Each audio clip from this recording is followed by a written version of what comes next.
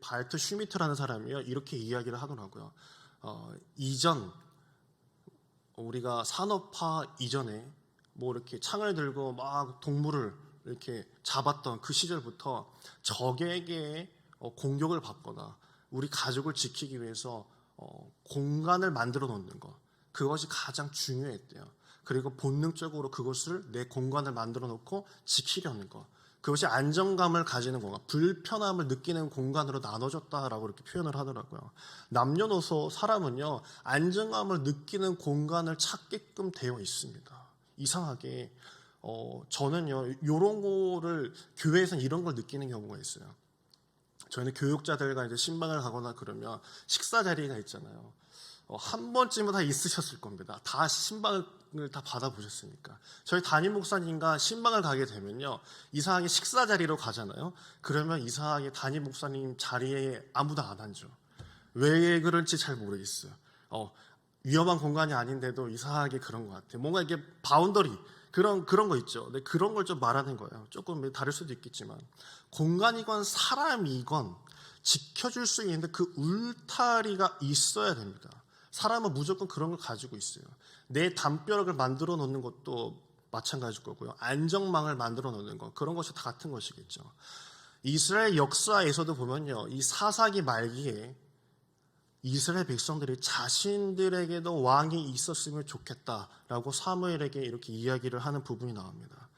자신을 지켜줄 왕, 나에게 울타리가 되어줄 존재가 필요하다라는 것을 그들이 가지고 있었어요. 그리고 왕을 세워달라고 요구하고 왕을 세워주죠. 오늘 말씀은 그렇게 울타리 역할을 해주던 그 왕, 그 다음에 성전, 그 성곽이 모두 무너지고 바벨론 포로가 되어서 갔다가 돌아와서의 이야기가 바로 스가랴 이야기입니다. 우리는 흔히 이 바벨론 포로로 갔던 사람들이 정말 엄청 하층민이고 모든 백성이 다 끌려가고 또 바벨론에 끌려가서 일제강점기처럼 무슨 구남도에 가서 뭐 곡괭이질하고 그렇게 힘든 일만 했을 거라고 생각하겠지만 거의 대부분 바벨론 포로로 끌려갔을 때는, 아수르 포로로 끌려갔을 때는 엘리트 그룹, 귀족 그룹이 많이 끌려갔다라고 이렇게 이야기를 합니다. 그리고 가서도 곡괭이질만 한 것이 아니라 다니엘처럼, 다니엘도 포로로 끌려온 거잖아요. 다니엘처럼 왕립 그 기숙사학원에 들어가서 거기서 교육도 받고 그 나라 일을 할 수 있도록 기회를 주었다라고 성경에 나와 있습니다.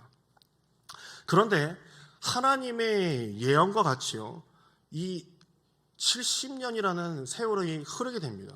여러분 70년이라는 세월은 참 긴 세월입니다. 우리 일제강점기도 40년 그거밖에 되지 않았는데 온 나라가 쑥대밭이 됐잖아요. 70년이라는 시대가 흘렀다는 것은 2세대 3세대 처음 끌려왔던 사람들이 2세대 3세대까지 손주도 볼만한 시대였습니다.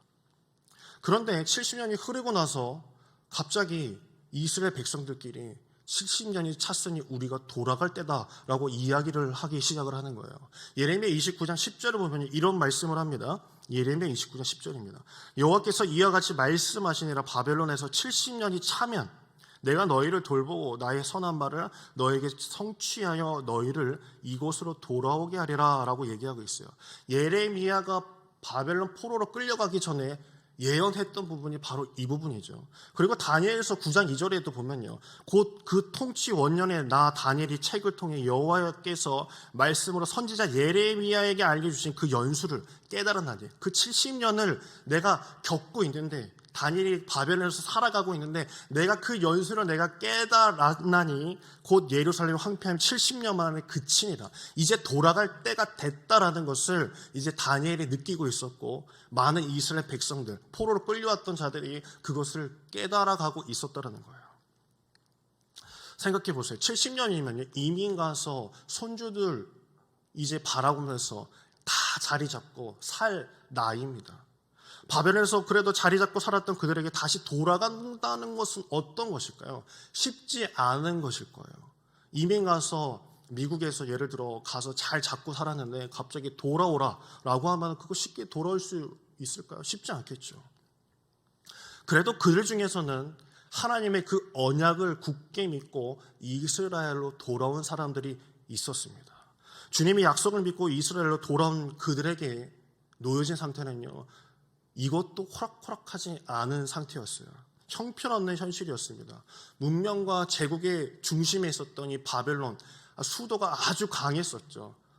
그런데 그 백성들이 거기서 대도시, 그 모습을 바라봤던 그 사람들이 하나님 믿고 그 예언의 성취를 믿고 예루살렘으로 돌아왔을 때 수도의 모습을 상실한 그 예루살렘을 바라보고 놓을 수밖에 없었습니다. 꿈에 그리던 그 땅에 몇천 킬로를 걸어서 왔건만 되는 곳도 없었어요. 성전을 지으려고 했지만 사마리아 사람들이 다 회방을 놔서 그것 또한 쉽지 않았어요. 그리고 16년 동안이나 그 성전을 짓지 못하고 있을 때 오늘 말씀의 스가랴에게 하나님께서 환상을 보여주시면서 다시 말씀하고 계시는 게 바로 오늘의 말씀입니다. 이런 현실 속에서 스가랴가 환상을 봤는데 이런 환상을 봤다고 해요. 스가랴서 1장 3절 한번 보겠습니다. 1장 3절입니다. 읽겠습니다. 그러므로 너는 그들에게 말하기를 만군의 여호와께서 이처럼 이르시되 너희는 내게로 돌아오라 만군의 여호와의 말이니라 그리하면 내가 너희에게로 돌아가리라 만군의 여호와의 말이니라. 그리고 16절 보겠습니다. 그러므로 읽겠습니다. 그러므로 여호와가 이처럼 말하노라 내가 불쌍히 여김으로 예루살렘에 돌아왔은즉 내 집이 그 가운데에 건축되리니 예루살렘 위에 먹줄이 쳐지니라 만군의 여호와의 말이니라. 이 환상은요, 흩어졌던 백성들이 하나님의 그 예루살렘, 원래 그 땅으로 돌아올 거다라고 이렇게 이야기를 하시는 부분입니다. 성벽을 세울 수 없을 정도로 예루살렘이 팽창할 것이다 라는 게 이 16절까지의 말씀이죠. 그런데 오늘 하나님의 말씀 읽었던 본문에서 보면요, 스가랴서 2장 1절하고 2절에 이렇게 이야기하고 있어요. 내가 또 눈을 들어 본즉 한 사람이 측량줄을 그의 손에 잡았기로 내가 어디로 가느냐 물은즉 그가 내게 대답하되 예루살렘을 측량하여 그 너비와 길이를 보고자 하노라 하고 말할 때라고 얘기하고 있어요. 이상한 것은요, 한 사람이 측량줄을 잡았는데 성전 터를 재가지고 성전을 세우려고 했던 게 아니라는 거예요. 원래는 이스라엘 백성들 머릿속에는 성전 터에 성전을 똑같이 잘 지어놓고 우리가 하나님을 잘 섬기고 있다는 것을 보여주자라는 게 그들의 취지였어요. 근데 이상하게도 그 천산지 뭔지 아는 한 사람이 측량줄을 잡고 예루살렘을 막 잰다라고 이렇게 표현을 하는 거예요. 도대체 왜 하나님은 왜 예루살렘을 측량하라라고 할까요? 성전 터를 말하는 것이 아니라. 게다가 4절 말씀에 보면요, 이렇게 말하고 있어요. 이르되 너는 달려가서 그 소년에게 말하여 이르기를, 아까 측량줄을 잡고 있던 그 소년이라고 표현하죠. 이르기를 예루살렘은 그 가운데에 사람과 가축이 많으므로 성곽 없는 성읍을 만들라. 성곽 없는 성읍이 될 것이다 라고 하나님께서 말씀해 주셨어요. 성곽 없는 성읍이라는 말은요, 논리적으로 맞지가 않는 거예요. 성곽이 없는데 어떻게 성이라고 표현을 할 수 있겠습니까? 어떻게 성곽이 없는데 성읍이라고 그걸 지킬 수 있을까요? 지키지 못하죠. 고대 시대의 성곽이라는 것은 엄청난 그런 역할을 하고 있는 게 성곽입니다.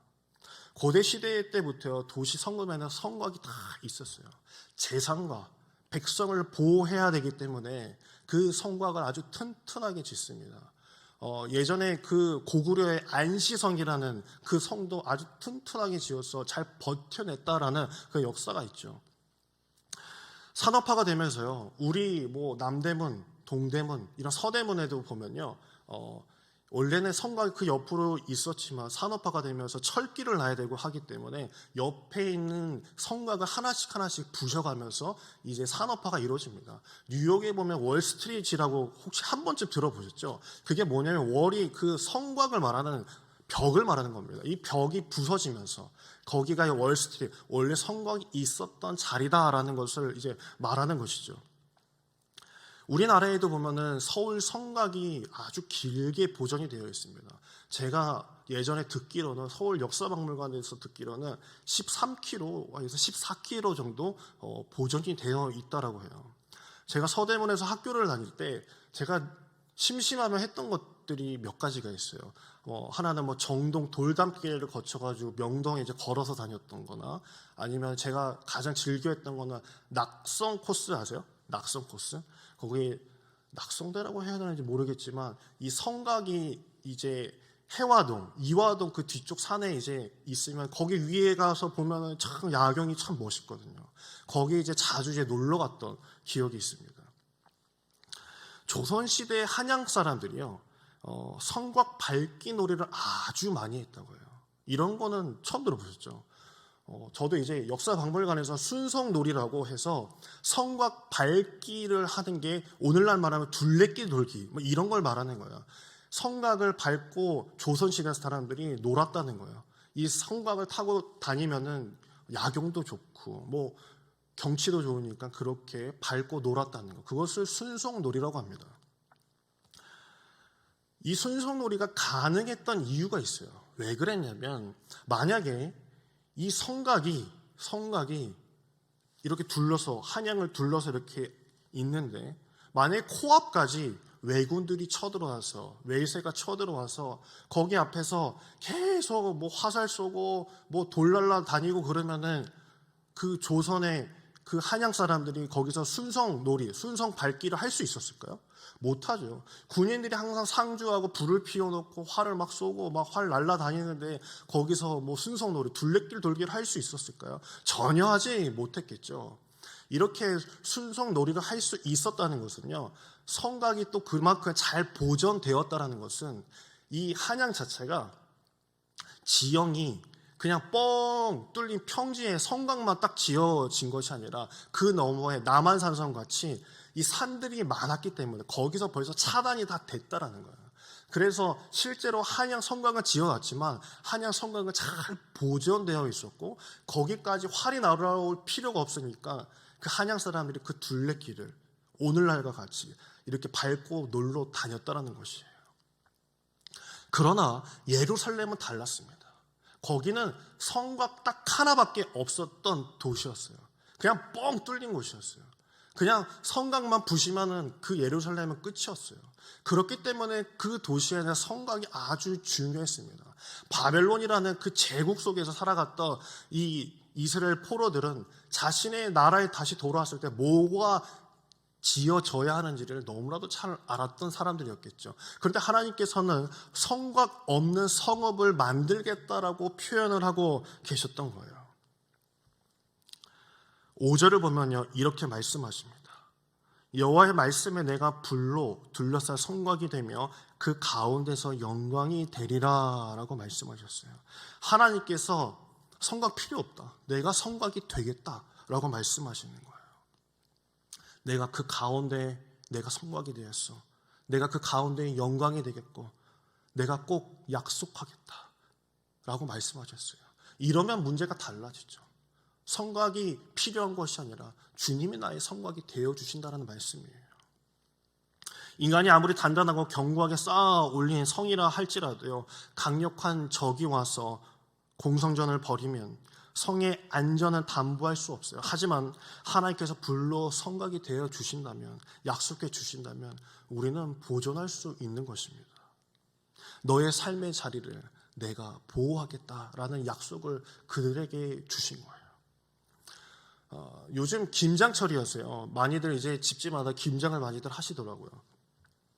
그 중에 제일은 순무김치가 아닐까라고 전 생각합니다. 순무김치. 저는 이 강화도 쪽, 여기 김포 쪽으로 이제 이사를 오게 되면서요, 처음 순무라는 걸 알게 됐어요. 제 평생 순무를 처음 봤어요. 저 처음에 여기 대곳이라는 곳에 이제 식사를 하러 갔다가 저는 깍두기인 줄 알고 먹었다가 이상한 맛이어가지고 제가 못 먹었던 적이 있거든요. 그게 순무라고 그러더라고요. 처음에는 알싸한 맛이 되게 낯설어서 힘들었는데 요즘은 그래도 한두 개씩 더 집어먹고 이렇게 합니다. 이 순무는 되게 오래된 역사를 가지고 있어요. 19세기 이제 동의보감에도 나오던, 허준의 동의보감에도 나올 정도로 아주 유명한 그런 채소더라고요. 더 놀라운 것은요, 순무는 제가 듣기로는 강화도에서만 맛있다라고 이렇게 표현을 하더라고요. 그 이유는요, 강화도의 토질이 다르기 때문에라고 그쪽 사람들은 그렇게 얘기하더라고요. 에이, 강화도가 제일 맛있어요 하면서 여기 토질이 다르대요. 그래서 제가 검색을 해봤어요. 왜 강화도께 맛있을까? 근데 실제로 그런 기사가 있더라고요. 뭐 거친 해풍과 뭐 풍부한 햇살과 뭐 영양소가 있는 그 토질이기 때문에 이상하게도 강화도에 심은 그 순무가 제일 맛있다라고 그렇게 표현을 하더라고요. 즉 어디에 놓여 있어야 한 것, 어디에 있어야 하느냐가 중요하다라는 것이에요. 스가랴서 2장 6절에서 7절을 보면요, 오라 너희는 북방 땅에서 도피할지어다 여호와의 말씀이니라. 이는 내가 너희를 하늘 사방에 바람같이 흩어지게 하였음이니라. 여호와의 말씀이니라. 바벨론 성에 거주하는 시온아 이제 너는 피할지니라. 바벨론에서 피하라는 거예요. 곧 예루살렘으로 돌아와야 된다라고 하나님께서 말씀하고 계시는 것이죠. 왜요? 아직도 많은 백성들이 바벨론에 아직도 죽치고 있기 때문에 그래요.